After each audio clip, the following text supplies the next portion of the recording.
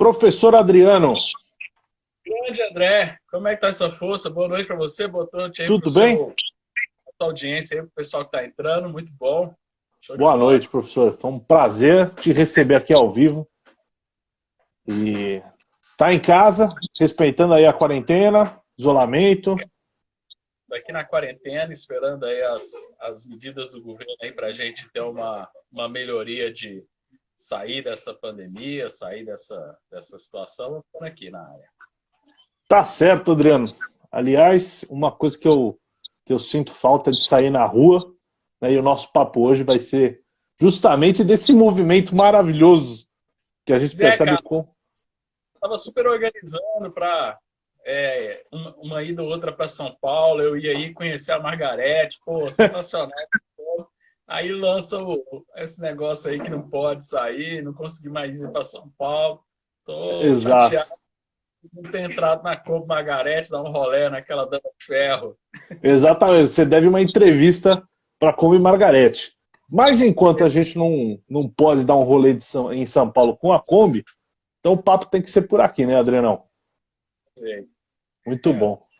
Adriano, queria começar o papo falando e recordando um pouco de um episódio do ano passado, né, aí na Câmara dos Deputados, inclusive estava junto com você lá na comissão. Tem um lobby muito forte de muitas forças políticas, né, deputados federais, estaduais, vereadores, contra a liberdade da economia digital, né? Especificamente, quando a gente estava acompanhando aí um projeto, aí era a taxação e a proibição de um excedente de lucro, né? No caso de aplicativos de Isso carona. é o projeto 488 de 2019, né? Perfeito. Que é limitando o lucro das empresas de aplicativo. Só que Exato. assim, é aquela velha falácia, né, André? O pessoal acha que o preço aí é aquele desenterro que o pessoal ainda acredita na teoria do valor trabalho lá da máxima marxista. O preço é todo causado pela formação do trabalho. As empresas, foi muito interessante que foram lá, a Uber, foi a Perfeito. 99, e os dados dele, nossa senhora, a gente tem um custo que a gente paga seguro, a gente paga um monte de coisa, a gente oferece, tem um call center, infraestrutura e tudo. Tudo isso faz parte do componente. O pessoal acha que se limitar o tanto, porque não era nem limitar, o problema não é nem falar assim, de limitar o lucro, era limitar o valor da vantagem que iria para a empresa. Então, assim, a empresa vai pegar só 15%, aí eles acham que o resto é só do motorista. Não, existe toda uma infraestrutura tecnológica. O aplicativo não é só Perfeito. o celular. Você tem um desenvolvimento tecnológico, você tem call center, você tem um monte de gente lá 24 horas, porque se o seu aplicativo começar a dar algum probleminha, tem que fazer os ajustes no algoritmo e tudo, engenharia que é monstra no negócio. Então, assim, é porque o pessoal ainda vive lá no século XIX, quer defender ainda bandeiras antigas. Eu lembro, André, na época que surgiu o Uber no Brasil, e eu Sim, fiz muitas eu, palestras e tinha os taxistas iam lá e ficava lá de braço cruzado, assim, querendo fazer pressão. E eu apontava para os caras e falava assim, cara, o maior prejudicado hoje são vocês. Aqui a luta exatamente. é entre Uber e taxista. É o dono da licença que te explora, velho. Né? Não é o Exatamente. Uber. Se você for pro Uber, você ainda vai ganhar mais dinheiro que essa licença sua de táxi. E o tempo mostrou isso ser verdade. Hoje a gente não vê tanta força dos taxistas brigando, a gente vê mais a questão de corporações, de licenças, né, da prefeitura mesmo com medo da tecnologia, porque aqui entre nós o maior inimigo do Estado é a tecnologia, que a tecnologia vai oferecer condições de gerir essas informações que não são uniformes, né? Então, um algoritmo que capta comportamento das pessoas, ele pode oferecer um serviço melhor do que uma legislação, que às vezes é a legislação do tempo do Ronca, da década de 80, como é muitos contratos de concessão de mobilidade urbana, e que a sociedade mudou.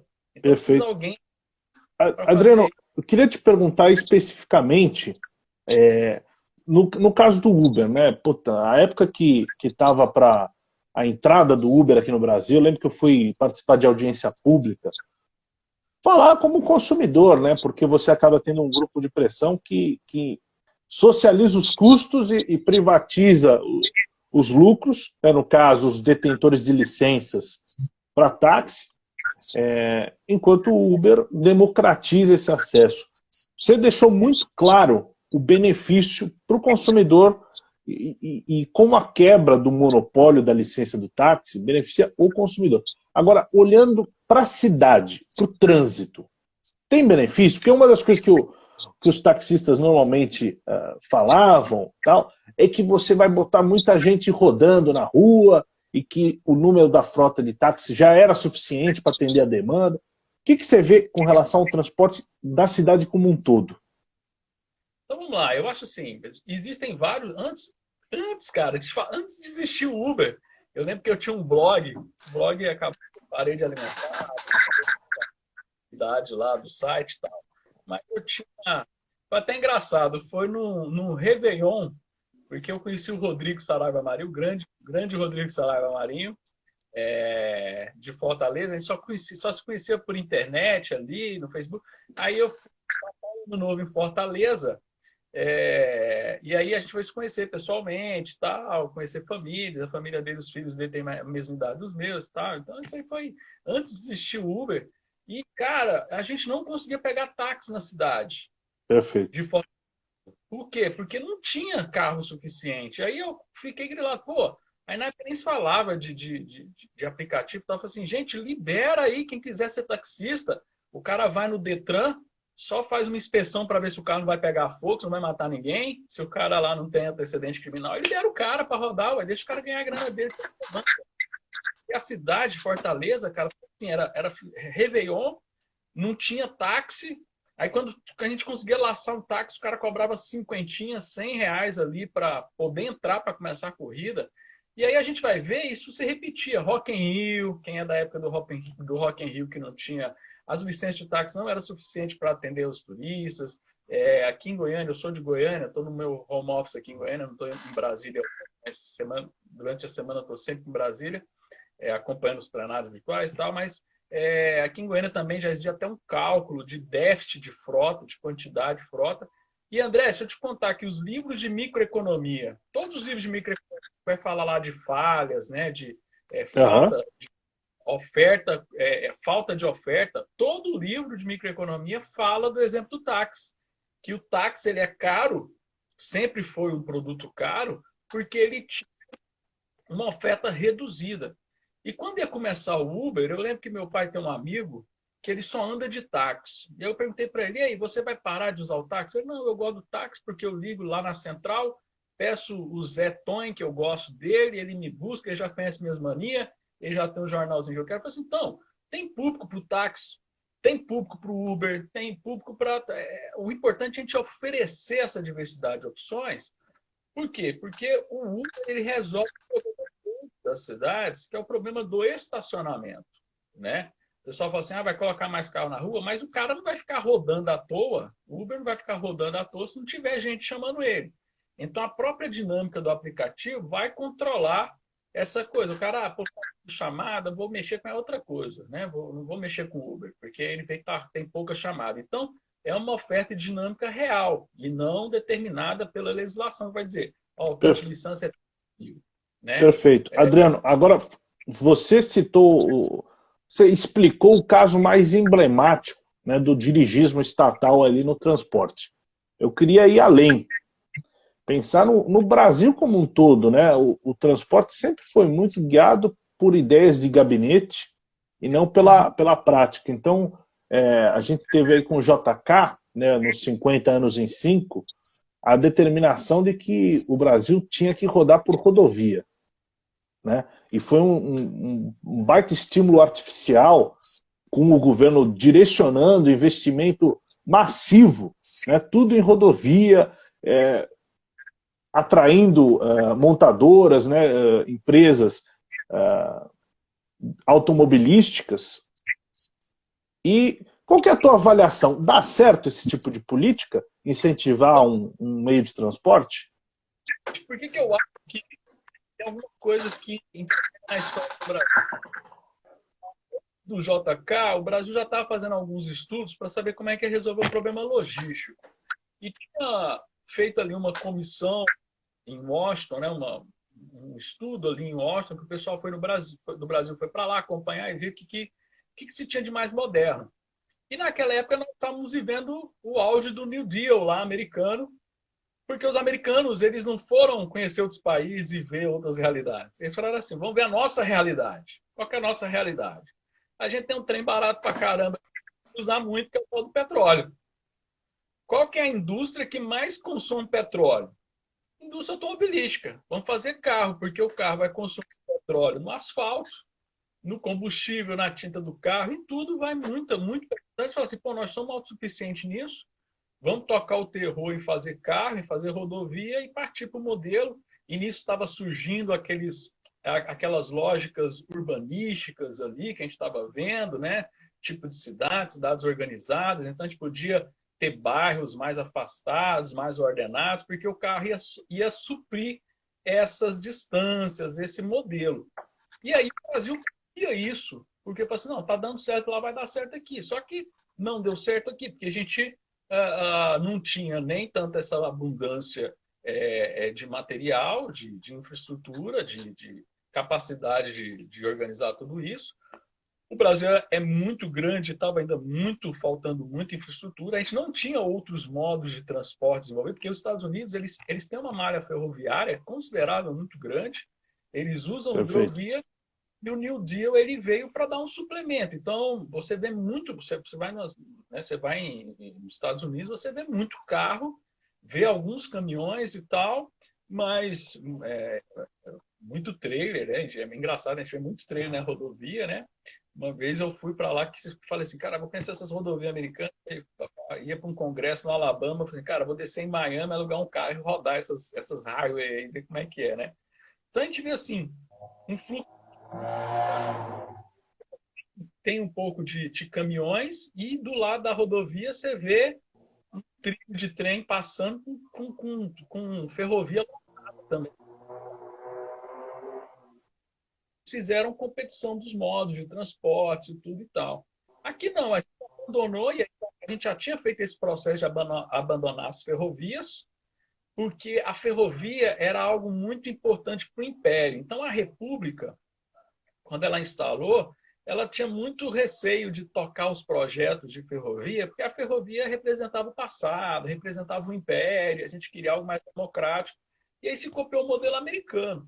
E aí ficou essa situação. A gente fez um puto endividamento para conseguir fazer essa estrutura toda. Não conseguimos unir o Brasil todo, não conseguimos fazer uma logística para unir o Brasil todo. Criamos um estímulo monstruoso ao carro. Hoje a gente vive de depender. A indústria automobilística até hoje ela é dependente de política pública para ficar ajudando ela para ela sobreviver. E a gente não tem nenhuma outra alternativa, né? Perfeito. Isso foi muito ruim, porque isso contribuiu, porque a gente não tinha nem o planejamento das cidades americanas, a gente tinha um aumento de carro, então as nossas cidades realmente se tornaram muito caóticas, né? Tem Adriano, combinação. eu queria entrar num ponto que você tocou, que é o Vai seguinte, quando você comentou comandante que... Oi? me parar com força, eu vou. Eu sei, Eu não, tenho, você é professor, você vai embora, né? eu tenho que brecar e puxando, conduzindo aí, velho, porque chorar, tá falando, vai embora. Adriano, uma coisa que você falou, né, a gente teve, depois da derrocada do Império para a República, você tem uma migração aí do governar é abrir estradas, esquecendo as ferrovias, né, por elas representarem o regime anterior. Agora, hoje, né, a gente parece que é consenso com todo mundo que o Brasil deveria ter uma malha ferroviária maior, que a gente deveria investir em trem para baratear o transporte de uma maneira geral, né? Quando a gente teve a greve dos caminhoneiros, isso ficou muito claro. Por que que hoje a gente não conseguiu ainda desenvolver um setor ferroviário forte o suficiente? Cara, vamos ser sinceros, a gente não conseguiu terminar a ferrovia Norte-Sul para construir desde 85. Eu vejo assim, nós temos um problema grave porque essa questão de empreiteiras, de desvio de dinheiro, a Valec vive com problema. E nós temos uma empresa estatal de engenharia para contratar empresa de engenharia. Nós temos uma empresa estatal de engenharia, que é a Valec, para contratar empresa de engenharia para fazer o serviço dela. Então, já é tudo errado o desenho. Dentro desse desenho errado, a gente não consegue terminar uma ferrovia, cara, né? E nós temos outras possibilidades tão boas quanto e muito mais barato. Por exemplo, nós temos uma possibilidade de fazer hidrovias fora de série. Nosso potencial hidroviário é gigantesco e sai muito mais barato do que fazer a ferrovia, porque fazer a ferrovia também é caro. Nós Perfeito. podemos também. Trilhos é a solução. Cara, sai muito caro fazer trilho, mano. É caro pra caramba esse negócio.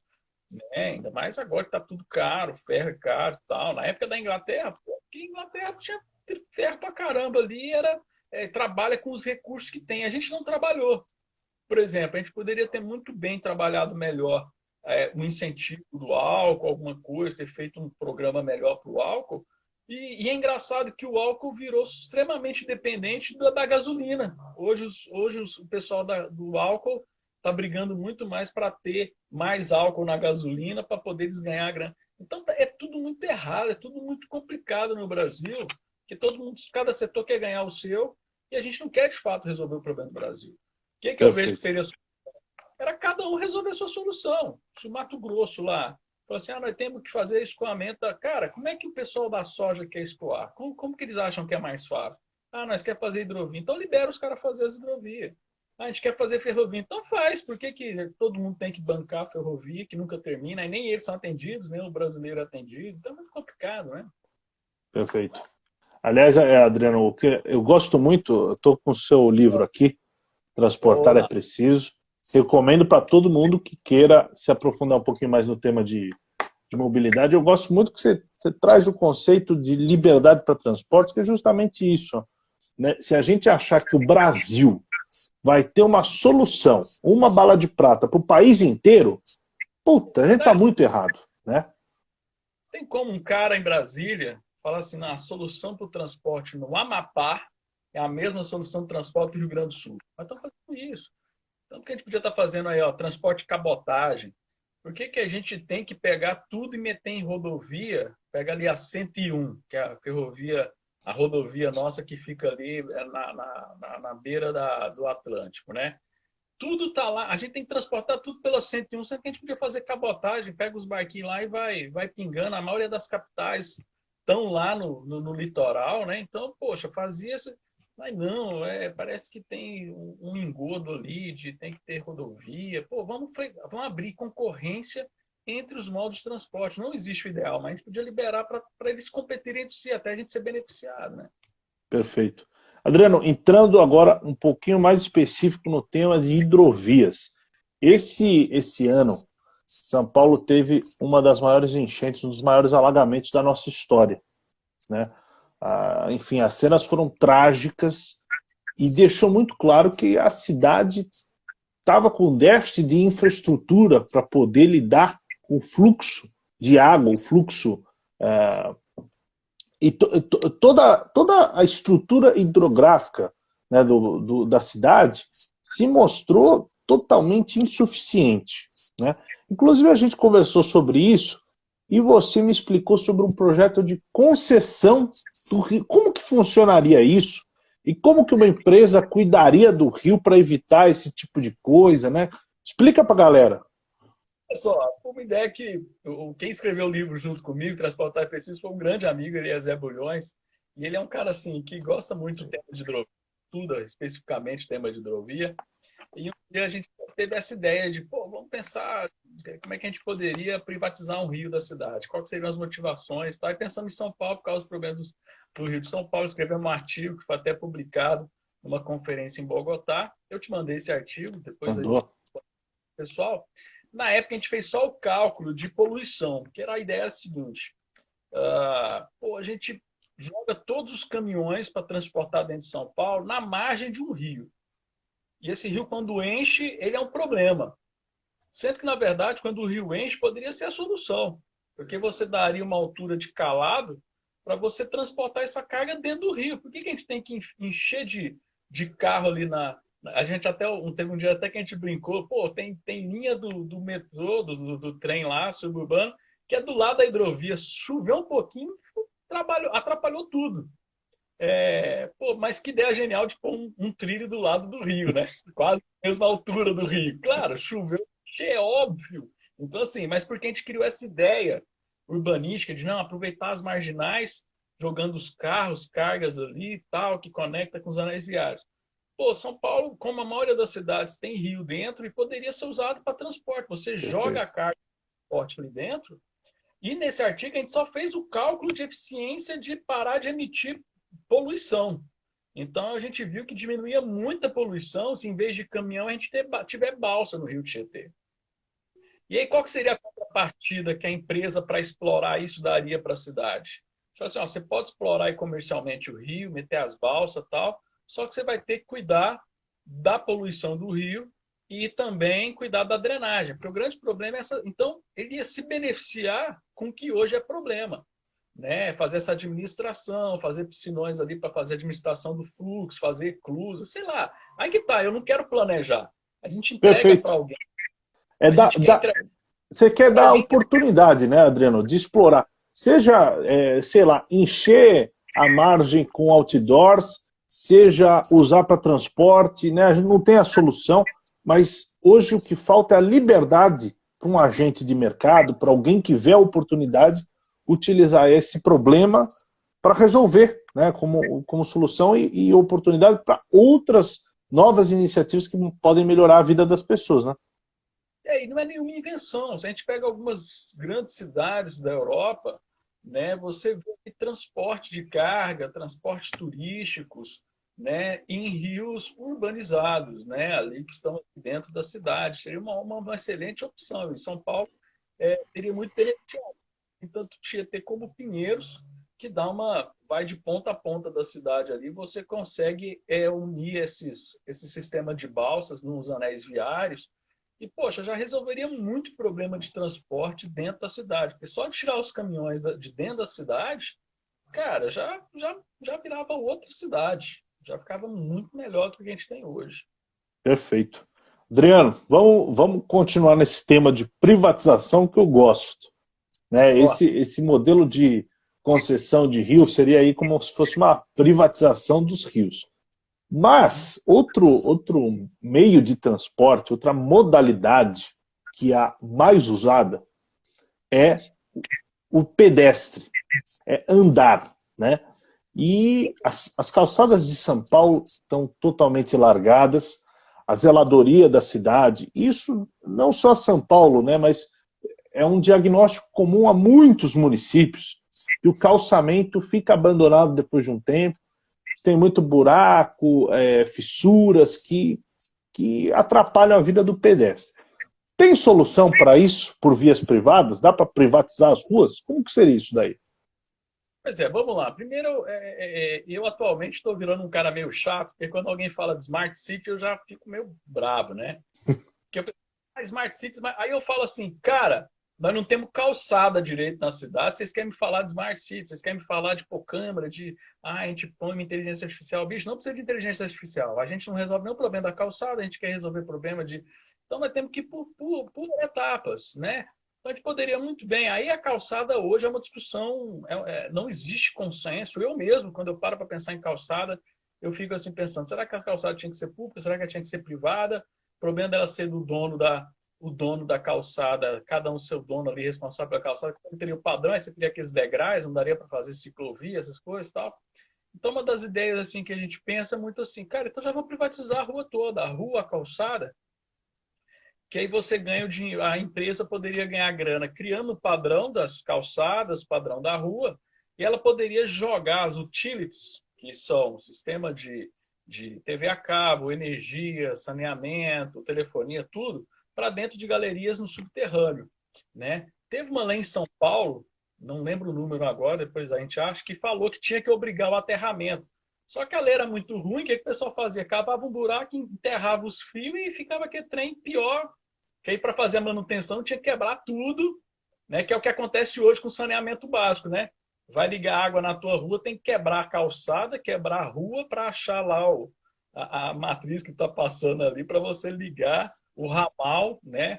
Pô, se a gente faz tudo isso via galeria subterrânea, você ganha dinheiro alugando isso para os pessoais das utilities, empresa de telefonia, de TV a cabo. Isso vira um business, né? Então a pessoa, a empresa ganharia dinheiro alocando o subterrâneo, empresa de gás e tudo, e ela tinha a contrapartida de fazer a manutenção dentro de um padrão, definir um nível de qualidade, como é que teria que ser a calçada, aí ele faria uma universalização das calçadas, facilitando ali ter hidrovia, para o cego conseguir andar, né? Qual que é o grande problema hoje para os cegos? Não é faltar aquele piso tátil, é ter um monte de degrau na calçada que pode ter o piso tátil que for que o cara vai cair, velho. Porque aqui é ladeira em São Paulo, né, meu? Que não é ladeira, né? Parece uma escadaria. Pô, o cara tropeça naquele primeiro lá e vai parar lá embaixo, né? Então, não adianta nem pôr piso tátil ali. Eu teria que fazer uma estrutura toda convencional. Eu lembro que quando eu estava no doutorado, nós recebemos a visita do professor chamado Nick Tyler. Ele é professor de engenharia de transporte lá na College de Londres. E ele, cara, ele tem um laboratório muito sensacional. O laboratório dele é um hangar que tem uma estação de metrô com escadarias. Ele tem uma simulação em uma escala real de uma estação de metrô. Aí os estudos do cara é assim, aí ele mostrando lá, nosso estudo aqui é saber qual que é a melhor inclinação do piso, qual que seria a melhor material de superfície para a pessoa andar, para o cadeirante andar, e todo mundo lá, não, que massa, isso ia ser legal aqui no Brasil. Aí eu era o chato da turma, né? Levantei a mão e falei assim, pessoal, como é que a gente faz antes? Porque a gente não tem nem calçada aqui no Brasil. Como é que a gente faz, né? Aí é complicado. Vocês realmente têm muito. Então a gente vê assim, que o pessoal pega muito. Ah, lá na Inglaterra é assim, lá nos Estados Unidos. Mas a gente ainda está muito atrás. A gente tem que vencer isso antes, que é resolver o problema das calçadas, o problema das ruas. E aí depois pensar em Smart City, em tecnologias. Não sou um cara contra a tecnologia, eu só acho que é muita. É uma coisa que não vai chegar ao indivíduo, às pessoas que mais precisam, que são justamente os mais pobres. Porque para fazer Smart City tá bacana, ali no centro da cidade, bonitinho, cara, não precisamos gastar dinheiro público, os pagadores de impostos, para agradar bacana.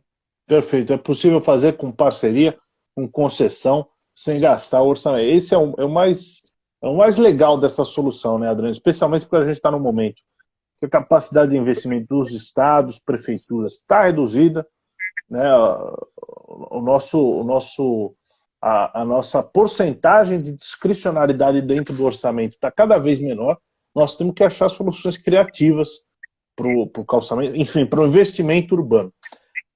Uma outra coisa que eu queria te perguntar com relação a consórcios. Você acha que consórcios são bons para resolver o problema de pequenos municípios? Ou então, mesmo São Paulo, que é uma cidade de grande porte, mas poderia se juntar a outras para fazer aquisição de serviços e sistemas ou infraestruturas maiores?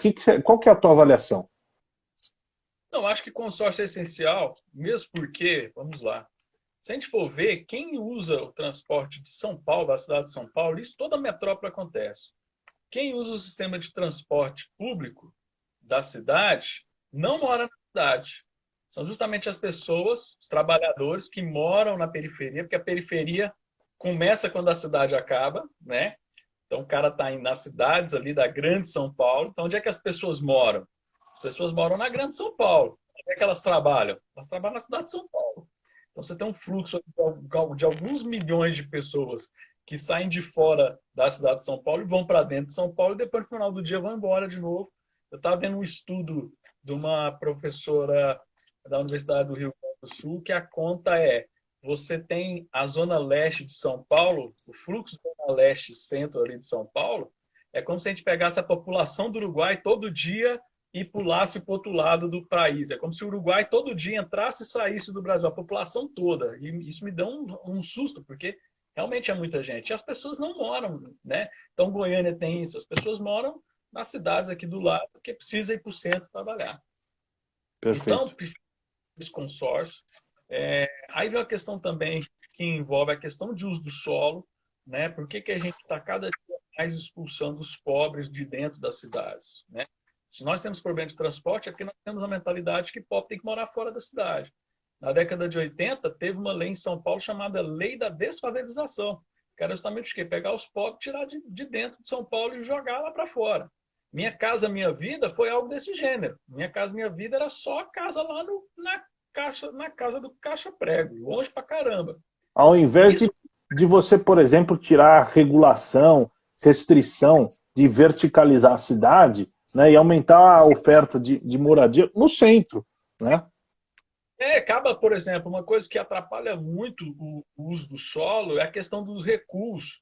Então você acaba que o terreno, você só pode construir um pedaço pequeno do terreno, porque o resto tudo tem que ser recuo, não sei o que, para água e tal. Então, liberava mais os projetos, se fossem uns projetos inteligentes, que fizessem aproveitamento da água, que é o grande problema. Aí vem a contrapartida. Por que os urbanistas falam muito que tem que ter ali uma área sem cimento, que os caras querem vigiar as casas com drone hoje? Por quê? Porque a água chove, se é tudo cimento, essa água vai para a rua, aí ela faz aquelas correntezas mesmo. Mas, se o cara apresentar um projeto que ele vai aproveitar a água que cai da casa dele, ali, alguma coisa, então libera. Aí a gente vai ter um aproveitamento mal do uso do solo, resolve esse problema da água, da chuva, porque você vai ter um aproveitamento ali no local dessa água, sem precisar ali de ter o solo vivo para poder absorver essa água para ir para o lençol freático. E aí você traz as pessoas para dentro da cidade, libera ali o gabarito, você pode fazer prédio alto, mesmo em bairros populares, para justamente essas pessoas não precisarem cada dia ir morar mais longe do centro, onde está o serviço. Outra coisa, liberar também o uso do solo de atividades diferenciadas. Esse negócio de ter um bairro residencial, bairro comercial, é você pedir para ter congestionamento, é você pedir para ter problema de falta de ônibus, porque as pessoas moram no lugar que é longe do lugar que elas trabalham. Exato. Então, Adriano, acho que esse exemplo, o exemplo máximo é Brasília, né? Você tem o setor hoteleiro, o setor de farmácias, o setor de lojas têxteis e tal. E as áreas de residências. Resultado. As 9... em Brasília, o pessoal assusta quando a gente fala que em Brasília tem um bairro das oficinas de carro. Exato. É o Cidade do Automóvel. Resultado, da 9 da manhã, literalmente a cidade inteira saindo para ir para um lugar. Das 6 da tarde, e a cidade inteira saindo do lugar de trabalho para ir voltar para casa, né? E aí a gente se pergunta, como é que uma cidade que tem avenida com 6 faixas de um lado, 6 faixas do outro, toda planejada com as ruas, né, em tese bastante largas, como é que tem trânsito nessa cidade? É esse tipo de coisa, né? É aquele trânsito que para mesmo. Brasília, o trânsito lá para e não anda. E eu, quando eu fazia doutorado, morando em Goiânia e fazia doutorado em Brasília, às vezes tinha dia que eu fazia bate-volta, né? Era, tipo assim, eu só tinha uma aula na semana, então não compensava ficar a semana eu fazer bate-volta e ia. Cara, se eu chegasse às 7 da manhã na entrada de Brasília, eu só chegaria na UNB, que é justamente do outro lado, eu chegaria depois das 10 da manhã, só para você ter ideia. Então tinha que acordar umas 3 da manhã para chegar antes das 7 para não pegar o trânsito, porque senão não entra. Era tipo assim, muito pior que São Paulo, porque São Paulo é um trânsito pesado, mas vai andando, né? É aquele trânsito pesado, mas vai andando. Brasília para, do ponto assim de, eu falo assim, o dinheiro mais mal gasto em Brasília é de radar eletrônico, porque não passa de 10 km por hora. É só plantar, o cara põe 40 aqui, 60, sei lá. Exato. E Brasília é um urbanista hoje do mundo, Ian Gell, que é um grande urbanista e tal, e tem vários projetos aí ao redor do mundo. Ele, nas palestras dele, sempre dá o exemplo do que não fazer. Aí ele mostra a cidade de Brasília. A cidade de Brasília é um exemplo do que não fazer, porque você afasta as pessoas. Até as pessoas dentro dos bairros residenciais, que são as superquadras, elas são afastadas entre si e isso gera muitos problemas. Perfeito. Adriano, já para finalizar, queria que você... Já é sexta-feira, aí a gente esse papo vai ter que continuar ao longo do semestre do ano, Adriano. Você vai ter que vir para São Paulo dar muita palestra ainda. Mas aqui para essa live, eu queria te perguntar, você fechar com chave de ouro, o que as cidades precisam para se preparar para a mobilidade do século XXI? Bem, vamos lá. A gente estuda que transporte é uma atividade meio, tá? Ou seja, ela é resultado de outras atividades econômicas, como a gente falou muito bem. Então, quanto mais eu discuto transporte, mais eu vejo que a gente não tem que pensar no problema do transporte.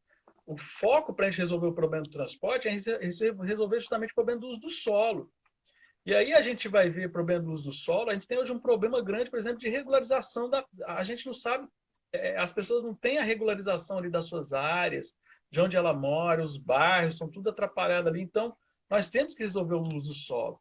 E agora, nessa eleição que nós vamos ter, eu sempre falei isso, para mim, a eleição mais importante não é de presidente da República.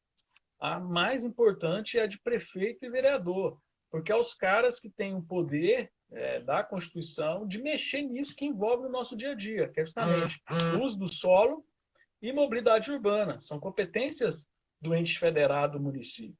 Então, por exemplo, uma coisa que eu sempre achei absurdo, nós não temos que ter duas secretarias que não conversam entre si, que é a Secretaria de Planejamento, que é a que mexe com o uso do solo, e a Secretaria de Transporte. Cada cidade tem um nome para essas duas secretarias, mas toda cidade tem essas duas separadas. Então, tipo assim, o cara libera o uso do solo do jeito lá da cabeça dele e fala para o transporte, agora se vira. E aí está tudo errado. E o transporte é a mesma coisa, vai mexendo em vias que aí depois dá problema no planejamento.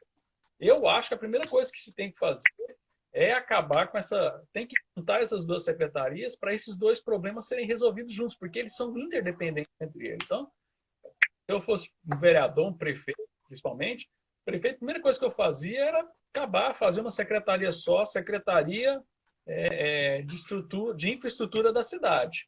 Aí essa secretaria de infraestrutura da cidade teria que fazer os projetos todos casados entre o uso do solo, infraestrutura, transporte privado, transporte público, e organizar para que a cidade flua de uma forma melhor. Perfeito. O incentivo da governança é tudo, né? Se você faz integrado e faz um dependendo do outro, com certeza o pessoal passa a olhar o projeto do jeito que realmente é. A vida é integrada, né? Mas a governança hoje nas cidades, nos municípios, favorece justamente isso. Você cria burocracias, requisitos e exigências de um lado, você não vê a consequência do outro, e do nada você está começando a travar a cidade inteira, né? Você gera externalidades que você acaba não captando, porque não está na tua pasta ali, o secretário, no caso, não faz a cobertura dessa área. Então a cidade toda vai se travando, um travando o outro, e a gente não consegue ter uma visão do todo, né? Exatamente. Perfeito. Professor Adriano, muito obrigado pelo papo. Para quem entrou agora, recomendo o livro desse craque aqui, Transportar é Preciso, falando das algumas diretrizes, né, do transporte e da mobilidade, mas muito boas para abrir a cabeça e às vezes... jogar ideia.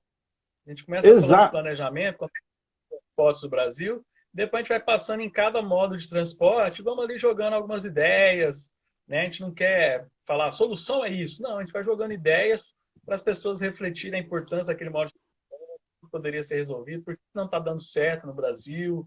Então, a nossa ideia é muito mais instigar as pessoas a discutir esse tema do que ser mais um livro, quem transporte, o que tem ali falando, a solução para o Brasil é isso.